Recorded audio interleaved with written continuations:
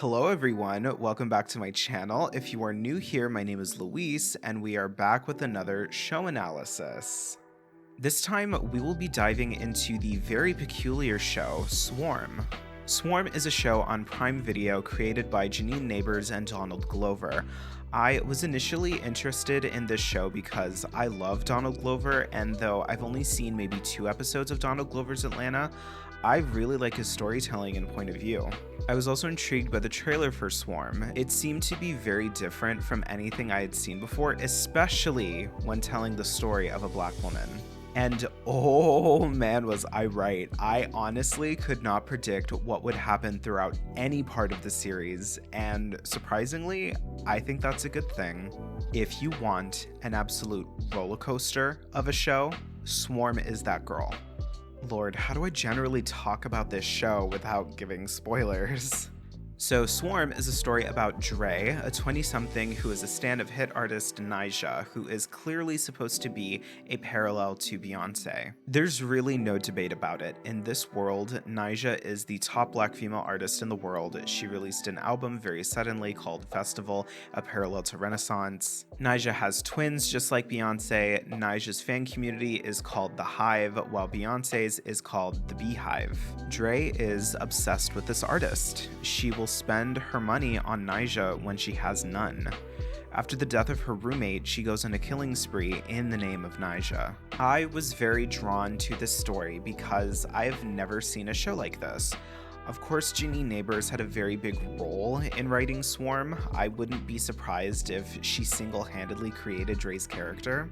In an interview, Neighbors said that with the show, she created the Black female anti-hero she always wanted to see, which I agree. We never get to see Black women be unhinged, messy, or psychotic, while white women have had that luxury for a very long time in media. I honestly feel like that's the most I can say without going into spoilers, so let's talk about the cinematography.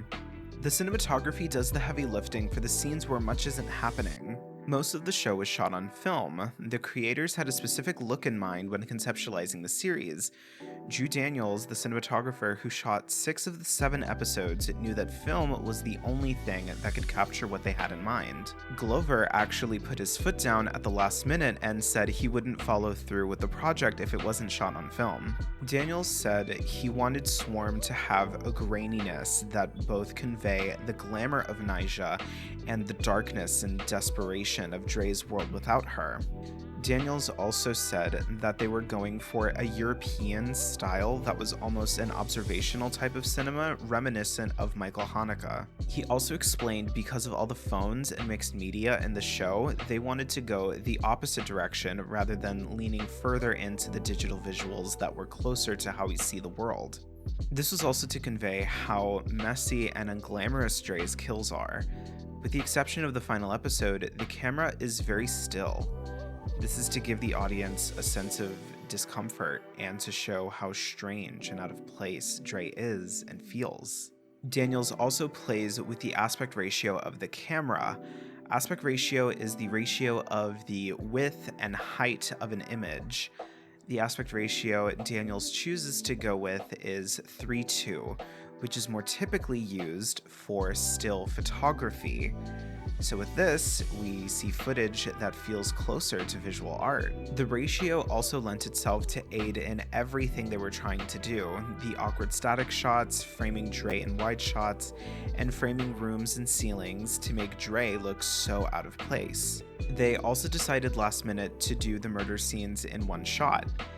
They wanted to keep it as simple as possible. They decided to do this with the first kill scene and stuck with it for the others. So now we are going into the plot overall and then going into my analysis. If you do not want spoilers, click off now.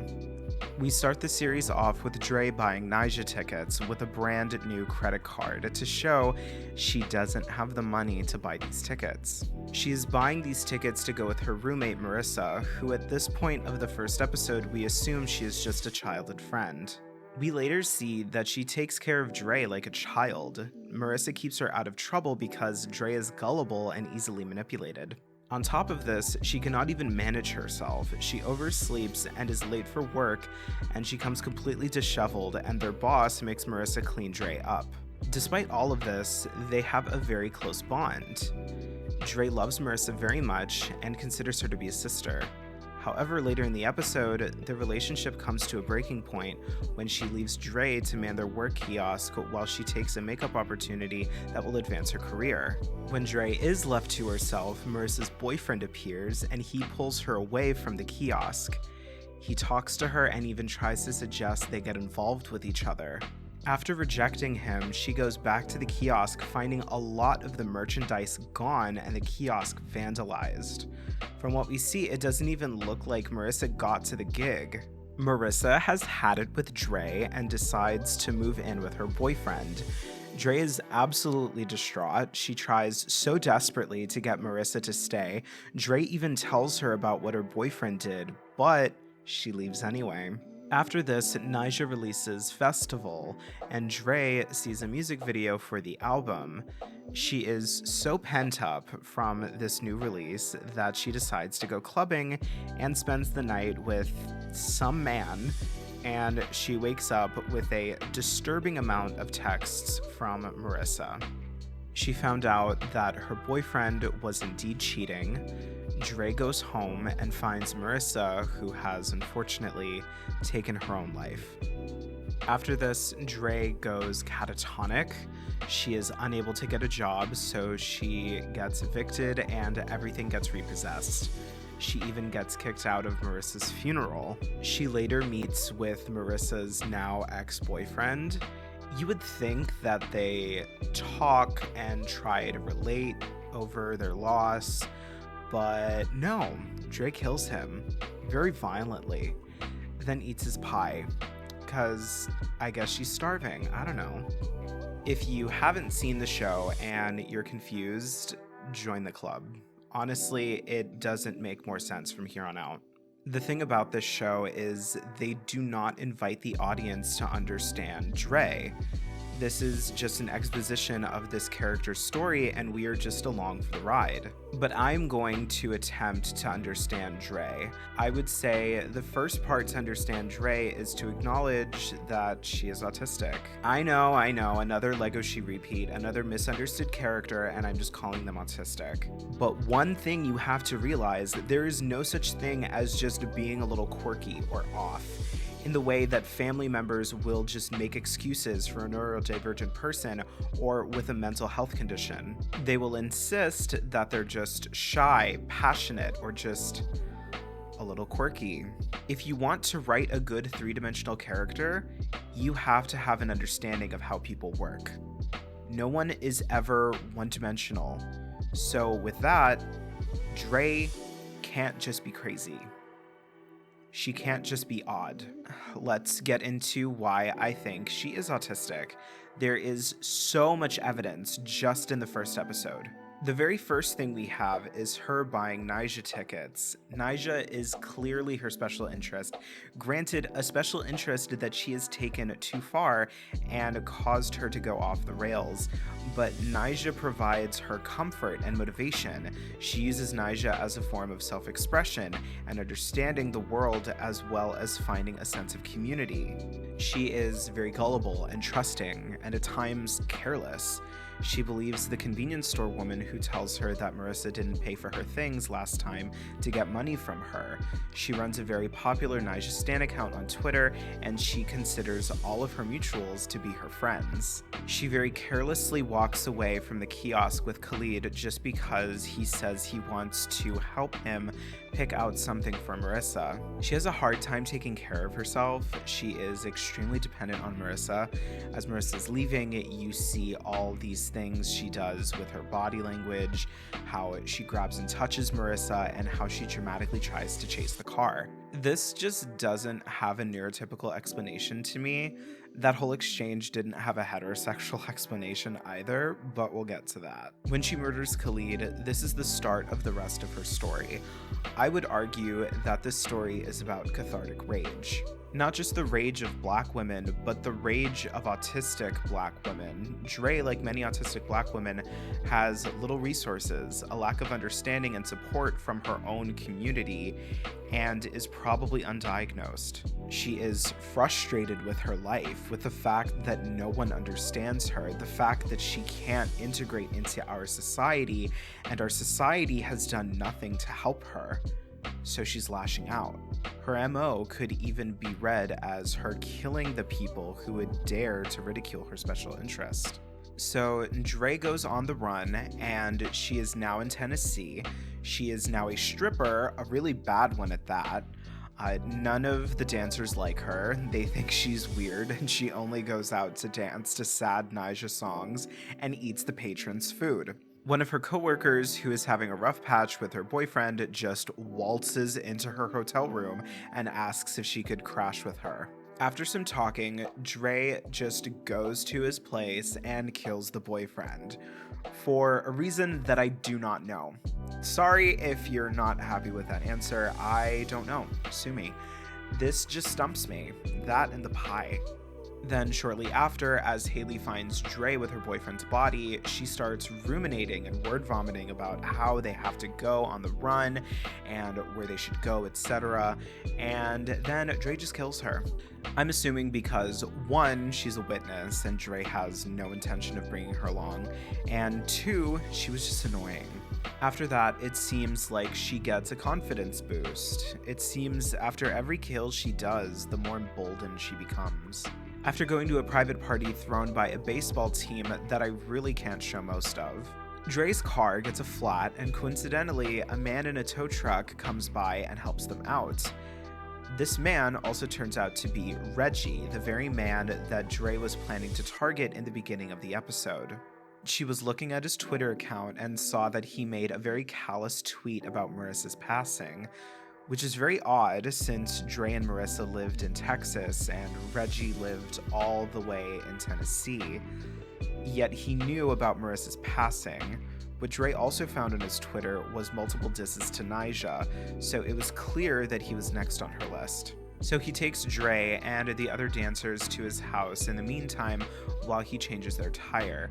Dre is clearly on edge because she has bodies in her trunk, and she starts asking him who his favorite artist is, which becomes her pattern later on. He, of course, says an artist that isn't Nyjah, and Dre starts confronting him in front of everyone. She calls him out on his tweets that he doesn't seem to remember, probably since he wrote those in a matter of seconds and just forgot about them. Right before they leave, she tries to bludgeon Reggie with a skillet while he's in the shower. However, he wasn't in the shower, and she hits him anyway.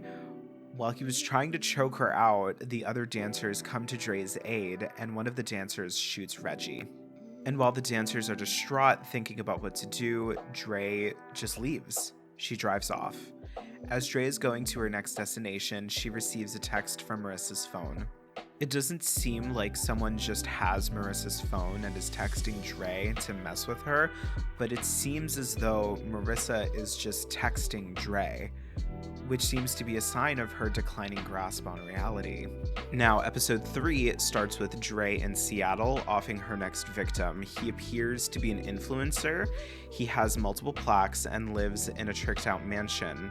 At this point, I am just confused as to how she is still on the run and hasn't been caught. I mean, she's super sloppy with her kills. I know the success rate of the police is like 2%, but come on, an influencer goes missing and she's just running around.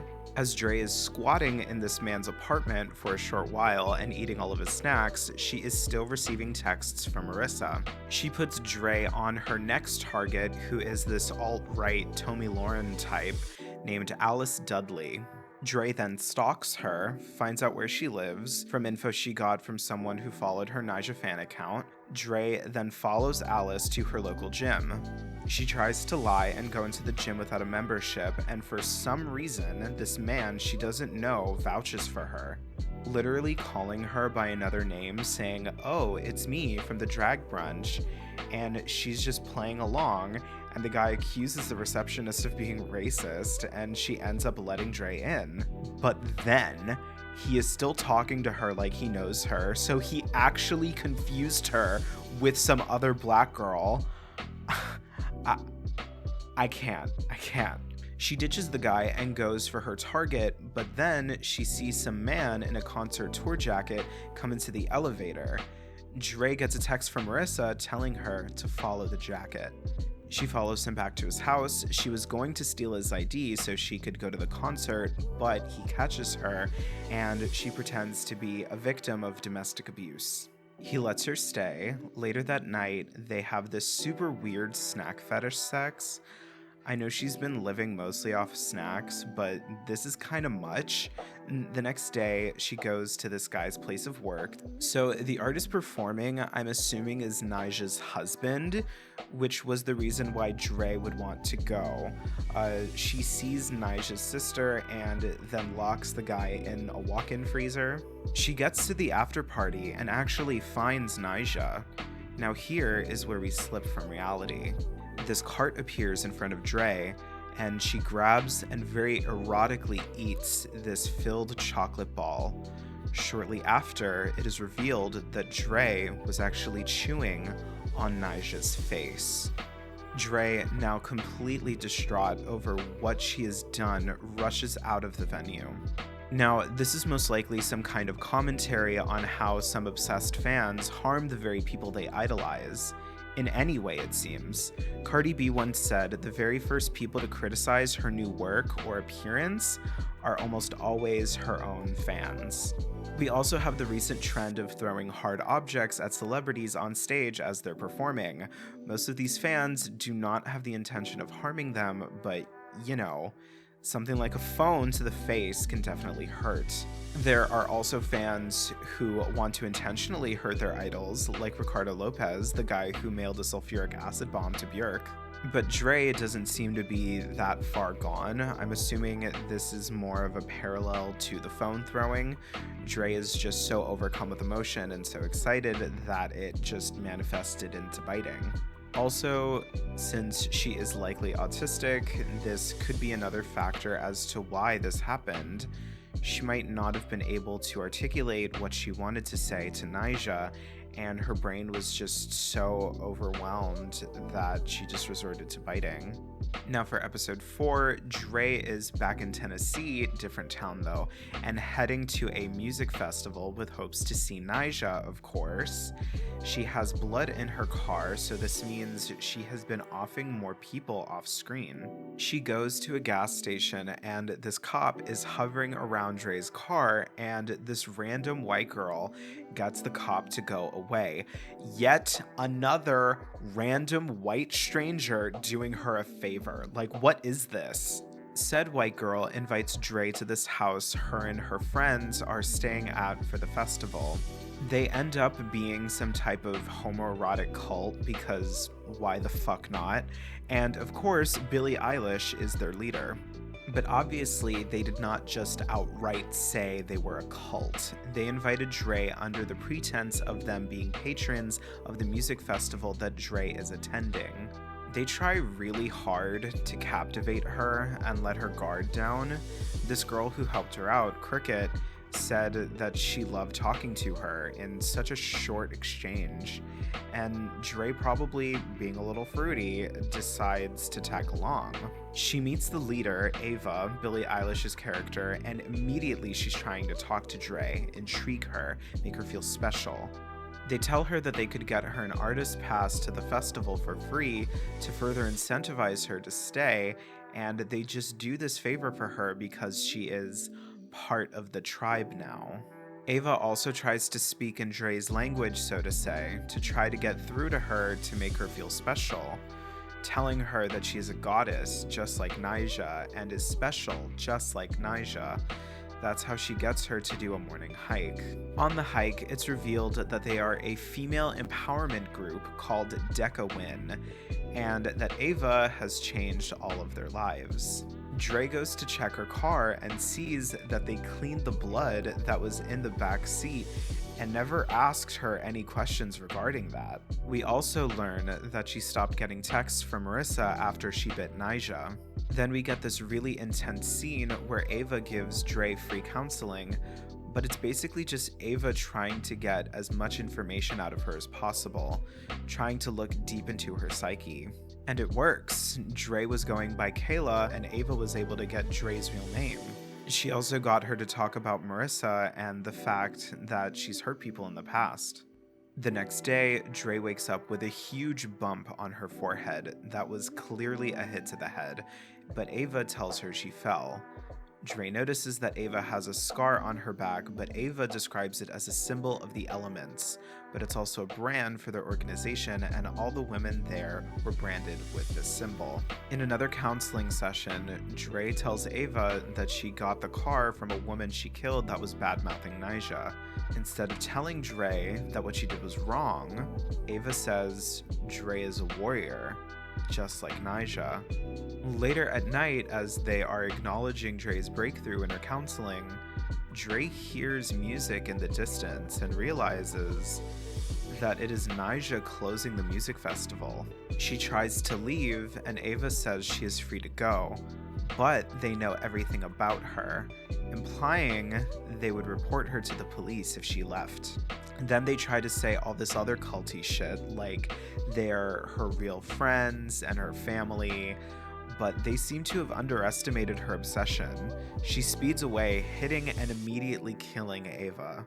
The other women freak out and try to get Dre out of the car, and she kills another woman on her way out. And unfortunately for Dre, it was a 40-minute drive to the festival, and by the time she got there, it was over.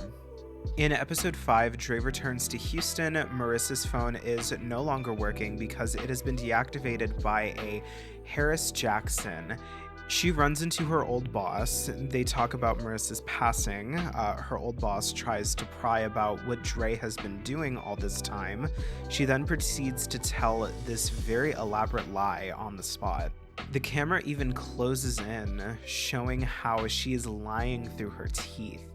It's a story about how she climbed the social ladder and ended up meeting Nyjah's mother. And then she insists Dre meet Nyjah herself. Also how Nyjah felt connected to Dre the moment they met.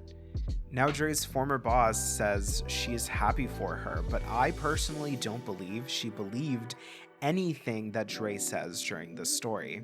The scene then shifts to Dre in front of a house that belongs to the Jacksons, most likely Harris Jackson. Dre finds a remote for the garage door and gets a ladder and gets in through a window. And it seems like Dre has lived there before. She knows the dog and says that he got fat. She stays a little too long and the Jacksons get back to their house. Dre goes up to Mrs. Jackson and holds her at gunpoint, not even being startled in the slightest or even surprised. Mrs. Jackson immediately addresses Dre as Andrea. Many questions have been answered about Dre's past and her relation to Marissa in this episode. These people are Marissa's parents, the very people who kicked Dre out of Marissa's funeral. The Jacksons believe that Dre was directly responsible for Marissa's death. The Jacksons were also Dre's foster family, revealing that Dre and Marissa were actually sisters, not just good friends, but of course not biological sisters. Then for the rest of the episode, Dre is being chased out by Mr. Jackson with a shotgun. So after the whole ordeal, we are at the penultimate episode of this little series, and to my surprise, it is a docuseries style episode. Seriously, like, it is such a tonal shift. They even got a completely different director for this episode, and it's so obvious. This episode is even funny. This episode is a documentary following Dre's murders while they are piecing together the case with evidence that we as the audience already know. And honestly, this episode is so incredibly camp. I love it. The detective following the case, Loretta Green, is so hokey. Just look at this clip. And I'm only 25 years old. They play to these cringy docuseries tropes, but obviously take themselves very seriously. And the actress that plays Loretta just knocks it out of the park. She understood the assignment. I'm assuming she was directed to play it like some real crime-obsessed mom that just waltzed into the police station. As Detective Green is piecing the different murder cases together, she obviously realizes that the killer is a Nyjah fan, a killer bee / member of the Hive. They have this guy who speaks on behalf of the Hive to provide context to the viewers. I thought it was hilarious, and he swore that these murders were not in the name of Nyjah, but he had to think about it for a second whether he would do the same thing, which I thought was just as funny, showing how far stan culture has gone. With all the jokes aside, this episode provides so much on Dre's backstory. We get confirmation that Dre was the foster child of the Jacksons. Dre's room was in the attic, which explains this scene. Out of a room! Open the fucking door! There was an incident where she attacked one of Marissa's friends at a slumber party. After that, the Jacksons rehomed Dre. We are left to just assume what happened to Dre after that. We are also left to assume that Dre just kept in touch with Marissa and decided to live with each other once they became adults. At the end, they show where they believe she is now and the alias that she is going by. There's also footage of Donald Glover and Dominique Fishback, the actor who plays Dre, talking about the series Swarm and how they want to make a series based on these cases. And I'll be honest, for a second, I really began to question if Swarm was based on a real story. It's not.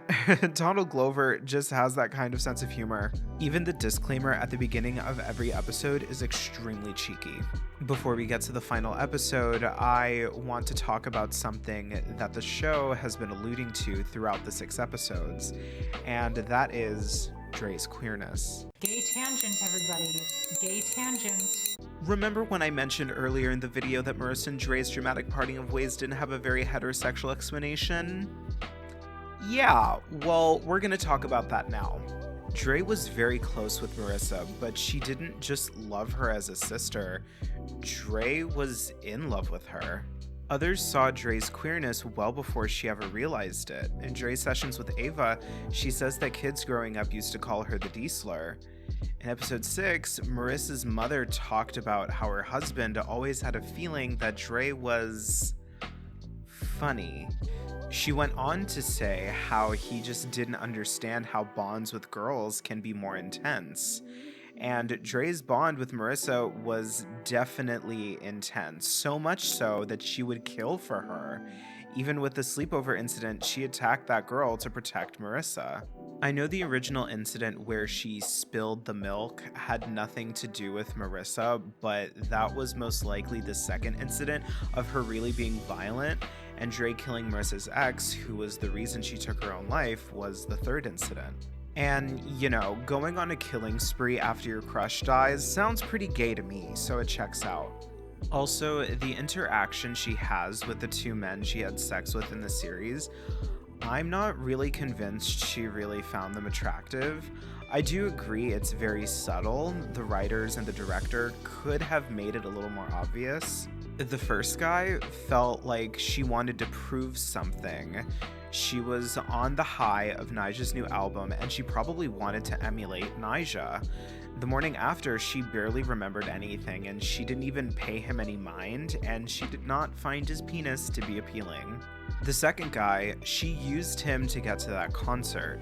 The snack sex was very odd, but it was probably just really different for what she had ever done, and it was exciting. Also, from what we've seen, Dre just probably really likes snacks. In the cult episode, Cricket is drawn to Dre. Of course, she targets her to join a cult, but she can tell that Dre is queer even when she couldn't. All the women in the cult could, I think. Cricket and Ava especially. Cricket was flirting with Dre immediately after meeting, and Dre was drawn to her as well. That's why she agrees to go with Cricket. If you are not very perceptive on queer subtext, you probably find what happens on the final episode to be a bit confusing. The last episode of the series feels pretty odd as a finale at the start. You have Dre suddenly presenting very masculinely, now going by the name Tony, which was teased in the previous episode. We now have Dre actively pursuing a woman, Rashida, and we see how Dre is clunkily navigating the fact that she is using a fake name and she's on the lam. Somehow, Dre makes it work. She moves in with Rashida and meets her parents. By the way, Rashida's mom is played by Cree Summer. My heart could barely fucking take it. But anyway, they dated for a year. Dre was just bumming off of Rashida, it seems. She was working 2 jobs, and Dre was most likely making less money. For their anniversary, Dre surprises Rashida with front row Nyjah tickets.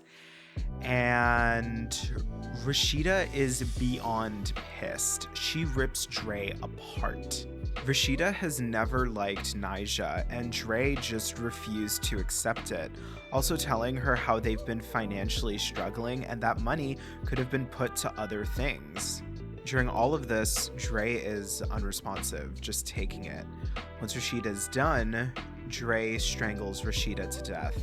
This is really sad to see because we think Dre was doing so well and was happy with Rashida, but she is just too far gone. She didn't want to admit to herself that Rashida didn't like Nyjah. And once Rashida overtly badmouths Nyjah, Dre feels like she has no choice but to kill her. We can even see on her face that it pains her to do so. Now, Dre cuts her losses, burns Rashida's body, and goes to the concert anyway. However, the tickets were still on Rashida's person. So Dre goes to the concert. She said she bought the tickets but doesn't have them. The box office turns her way, so she goes to one of those shady guys that sell tickets at the entrance. She stabs him in his car and goes to the concert. She is now in front row, and she goes into the very same trance we saw when she bit Nyjah in the face. Dre then goes on stage. Security intercepts Dre, and the dancers take Nyjah off stage. As Dre is screaming Nyjah's name, Nyjah then tells the guards to let her go. We now get a good look at Nyjah's face in person, but it's Marissa's face. She tells Dre to sing for the audience. All Dre says is, "I love you all." Didn't even sing. Super disappointing. Then we see Dre personally chaperoning Nyjah to a limo, and she embraces Dre and lets her rest on her bosom. Now, I don't know if you could have gathered this, but this did not happen. In the previous episode, we see that Detective Green showed us that Dre had already climbed the stage at Nyjah's concert. So it's assumed that after Dre jumped on stage, she was arrested for disorderly conduct. This very last scene was most likely some kind of hallucination during a psychotic break. But why did Nyjah have Marissa's face?